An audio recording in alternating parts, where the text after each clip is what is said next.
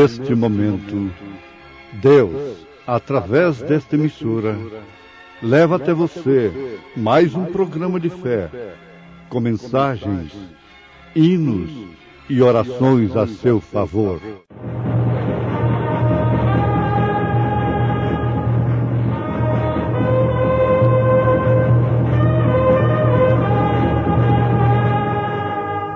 Fé para vencer. Somente crer, somente crer, tudo é possível, somente crer. Mas nós, irmãos, somos filhos da promessa como Isaque.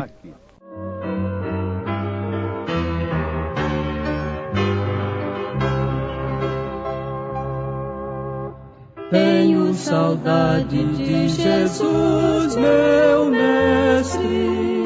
Tenho saudade de Jesus, meu rei. Mas ao findar o meu labor terrestre, me encontrarei com ele, sim, eu sei.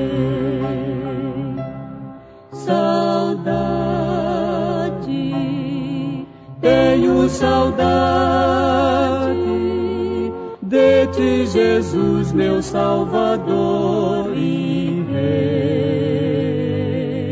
Quero sentir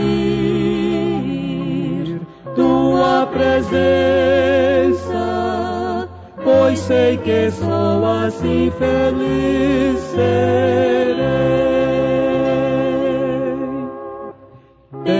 Vontade de viver com Cristo e nos seus braços sempre me abrigar.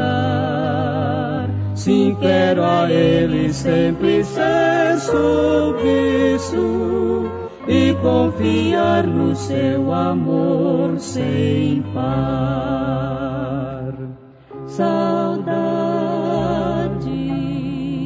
Tenho saudade de ti, Jesus, meu Salvador e Rei. Quero sentir tua presença, pois sei que só assim feliz serei. Não queres tu também viver pra Cristo e nele sempre, sempre confiar? Sua presença te dará conforto e seu amor te levará ao lar.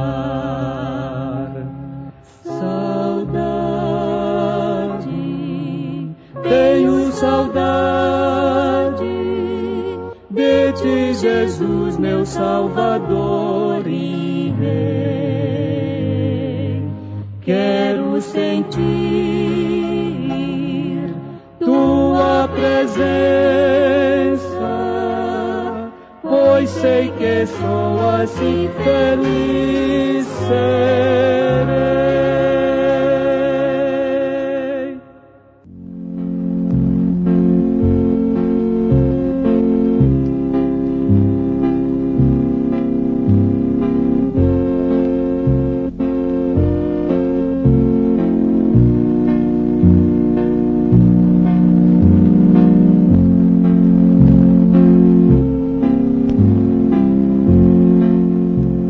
Porque está escrito: alegre-te, estéril, que não dás a luz.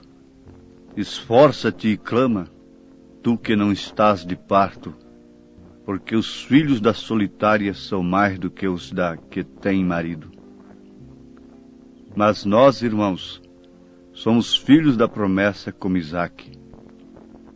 Mas como então aquele que era gerado segundo a carne perseguia o que era segundo o Espírito, assim é também agora. Mas que diz a Escritura? Lança fora a escrava e seu filho, porque de modo algum filho da escrava herdará com o filho da livre. De maneira que, irmãos, somos filhos não da escrava, mas da livre.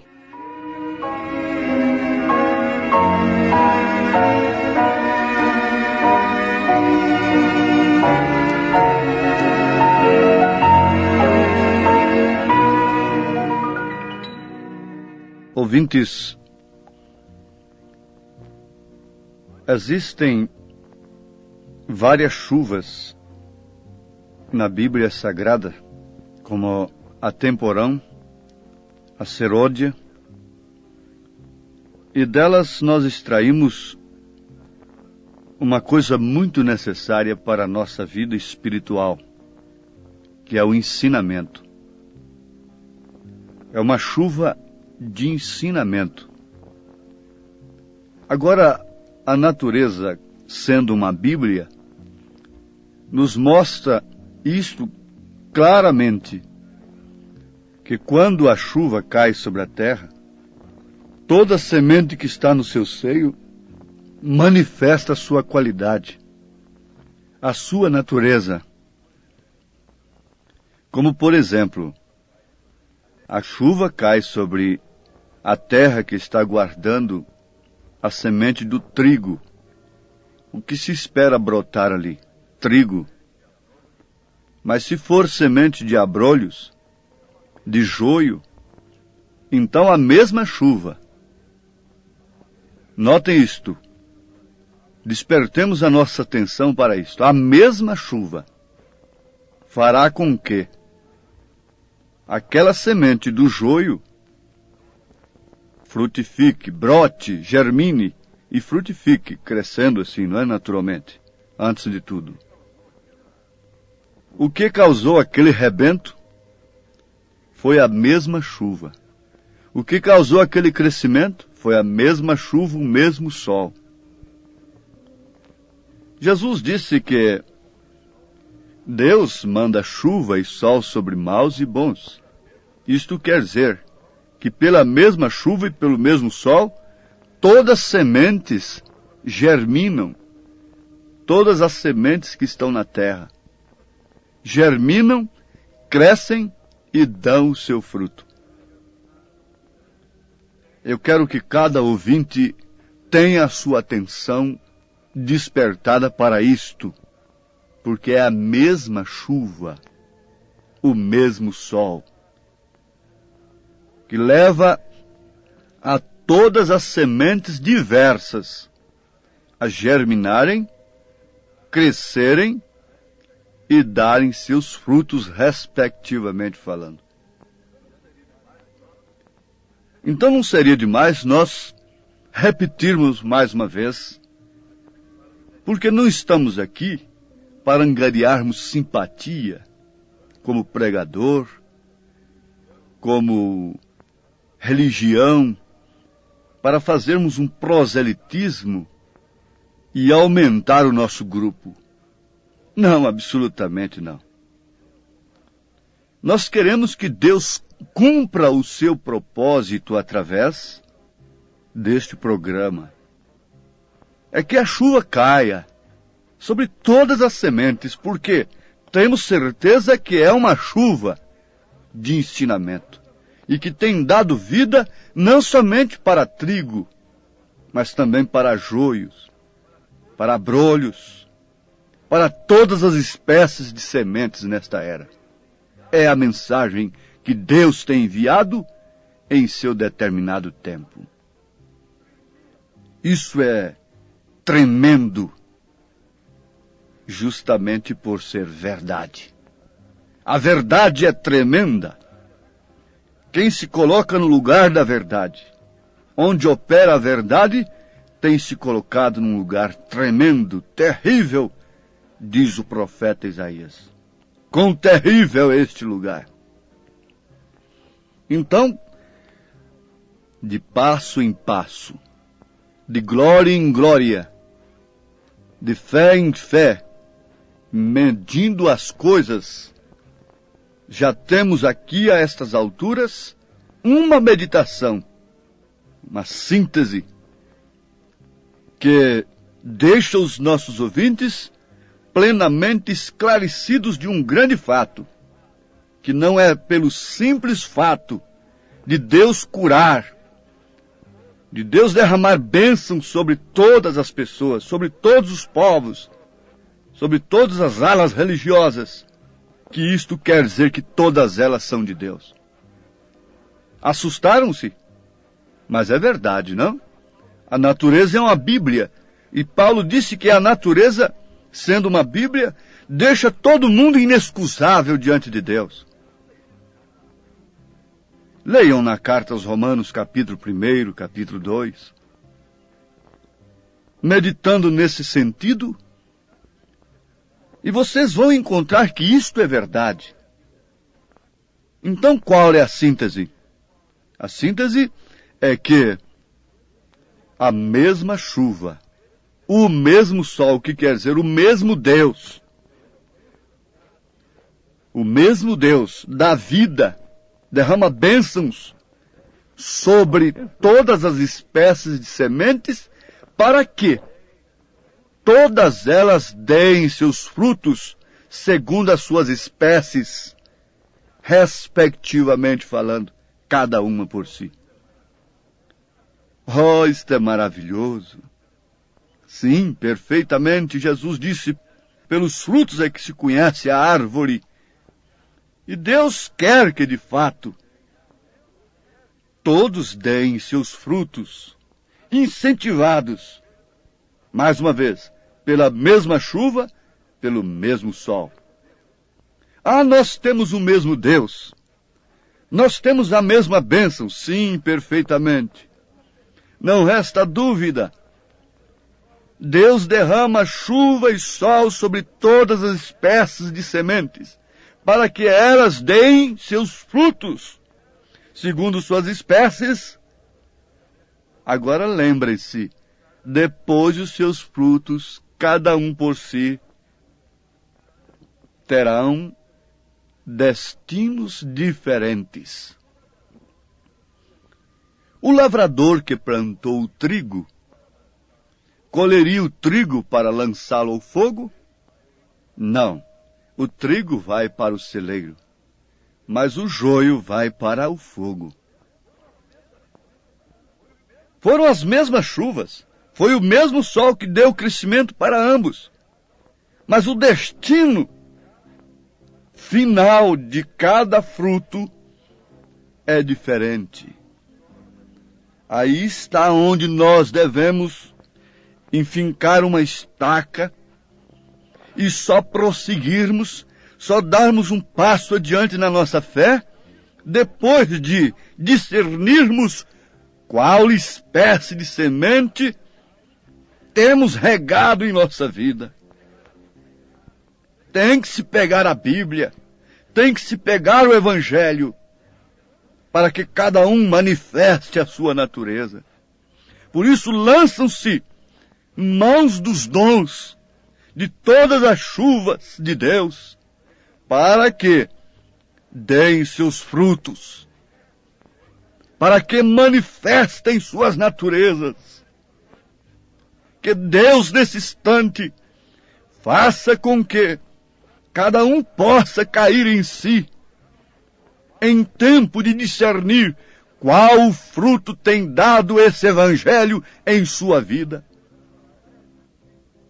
Agora nós vamos adiante. Nós vamos falar aqui sobre 3 mulheres. 3 mulheres bíblicas. Todas elas são bíblicas. Todas elas estão registradas nas Escrituras. Agar, Sara e Maria. Agar, você quer saber quem foi Agar? Foi a escrava. Uma egípcia muito linda, muito formosa, que Sara deu a Abraão. Ela era serva de Sara. Mas Sara, sendo estéril e não tendo filhos, tratou deste meio de ajudar a Deus. Ajudando-se a si mesma, ela creu sinceramente nisto. e proveu um meio pelo qual ela deveria ter um filho em seu colo. Sim, Deus prometeu um filho, mas aqui está Abraão, então um meio. Deus usa os meios, mas usa os seus próprios meios. O mal está justamente em nós querermos criar meios para Deus agir. E foi o que Sara fez. A moça era linda, formosa, serva, escrava. E aquilo era um meio correto, não era um meio ilícito. Nem tudo que é lícito nos convém. Não era um meio ilícito, porque até então a poligamia era consentida. Era um meio correto. Então ela tomou a sua serva e deu ao seu marido. Disse, coabite com ela, e através dela nos virá um filho. Eu terei um filho em meu colo. Ela estava usando de um meio correto, mas não era um meio próprio, perfeito de Deus. Deus tinha algo mais profundo. Deus tinha algo mais real. Deus tinha algo que partia de si próprio para Abraão. Se Sara soubesse esperar em Deus, ali naquela hora, ela não usaria daquele meio correto. Eu estou sempre destacando, para que os nossos ouvintes entendam, meio lícito, meio correto que Sara usou. Porque ela era uma senhora, ela era uma dama, e ela não poderia lançar mão de um meio incorreto. Quando ela lançou mão de sua serva para dar a Abraão, seu marido, e mandar que ele coabitasse com ela, ela estava usando de um meio lícito e correto para uma dama de então usar. Mas o que gerou Agar, do mesmo pai, Agar gerou a Ismael. E quem foi Ismael? A Bíblia diz que ele foi um homem selvagem. O meio de Sara, que Sara usou, trouxe ao mundo um homem selvagem. Mas vamos logo para o meio de Deus através de Sara, o meio natural de Deus, planejado por Deus, vontade própria de Deus, é que a própria Sara, não a serva, não a escrava, tivesse um filho. Isso era humanamente impossível para Sara, a ponto dela sorrir quando o Senhor falou isto com Abraão, que ela teria um filho. Ela descreu em si mesma, descreu em sua possibilidade, porquanto não havia nenhum sintoma, nenhuma razão para que ela pudesse, de forma alguma, conceber de seu marido, porque ela já estava fora de tempo. Além de ser estéril, estava fora de tempo. Já estava em idade avançada. Mas aquele era o meio de Deus. E o meio perfeito de Deus o que trouxe? Trouxe a Isaque, um filho legítimo de Abraão com Sara, que foi um pai de nações. Foi um fundador de povos, pai de nações. Foi um homem legítimo, de um nascimento legítimo, planejado, inspirado pelo próprio Deus. Oxalá que todos os filhos que vêm ao mundo não viessem sob arranjos humanos, sob vontade das mulheres, sob vontade dos homens, mas viessem sob a vontade de Deus. Um homem vindo sob a vontade da mulher foi um selvagem. Mas um homem vindo sob a vontade de Deus foi um Isaque. Foi um filho legítimo que seria pai. Oh, meus ouvintes, a estas alturas eu creio que todos aqueles que têm famílias, todas as virgens, todos os moços desejam da mesma forma filhos que venham pela perfeita vontade de Deus. Mas se as moças, se os moços Se os casais devem desejar isto, então o que devemos pensar da igreja? Gerarmos bastardos? A igreja aceitar gerar filhos na fé pelo seu próprio plano, pelo seu próprio dogma, gera selvagens, homens que nunca recebem o espírito da promessa, homens que nunca podem receber a promessa de Deus, muito menos o cumprimento desta promessa. O cumprimento da promessa é para quem Deus prometeu. Deus não cumpre sua promessa para quem ele não tenha dirigido esta promessa. A quem Deus tem dirigido a promessa de Elias é para os filhos. Por isso Malaquias 4, 5, 6 não pode ser Bíblia, não pode ser escritura para esses bastardos, para esses selvagens espiritualmente falando, porque eles são gerados de acordo com o plano humano. Oh, isso deveria levar a você saltar cercas, muralhas denominacionais, jogar a Jericó por terra. Eu creio perfeitamente que aquele que tem semente de Deus, quando esta água está caindo, isto tem que crescer, tem que frutificar, uma fé genuína, uma fé real, como Isaac era filho pelo plano de Deus, pela promessa de Deus, não pelo plano de Sara, embora o seu plano tenha sido correto, lícito, sobretudo. Mas o que gerou o plano de Sara? Um selvagem Ismael. Mas nós, irmãos, somos filhos da promessa como Isaac. Você, como filho da igreja, como membro da igreja, deve pensar nisto. Que tipo de filho sou eu? Sou um filho arranjado pela solicitude de salvação, por esse plano e movimento de salvação, de campanhas de salvação? Ou tenho eu nascido por predestinação neste corpo, pela promessa divina? Mas nós, irmãos, somos filhos da promessa como Isaac. Cada um deveria pensar, raciocinar, prescrutar nesse instante, e ninguém ser filho de um dogma, de um credo, por mais lícito, por mais correto que ele seja, como o plano de Sara foi, tentando fazer uma obra para Deus, tentando ajudar a Deus, tentando salvar almas. Onde está esse evangelismo manufaturado, solícito, ansioso? Isso poderá trazer filhos legítimos? Não! Não. Você deve querer nesta hora no seu íntimo: Senhor, eu não quero ser gerado por um plano natural das igrejas, da minha igreja.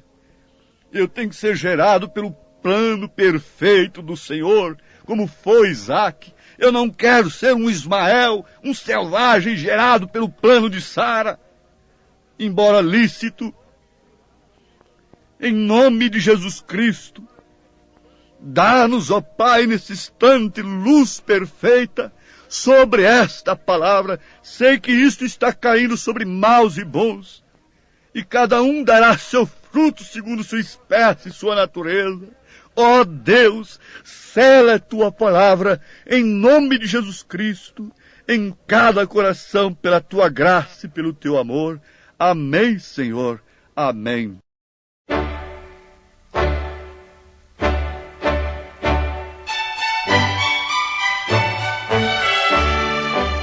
Ouvintes, escreva-nos pela caixa postal de número 15.020, 15020, CEP 74.501-970, Goiânia, Goiás. O nosso endereço na internet é www.apalavraoriginal.org.br. Volte a nos ouvir amanhã novamente, neste mesmo horário, nesta emissora, se o Senhor nos permitir, com fé no Filho de Deus, a fé que vence o mundo.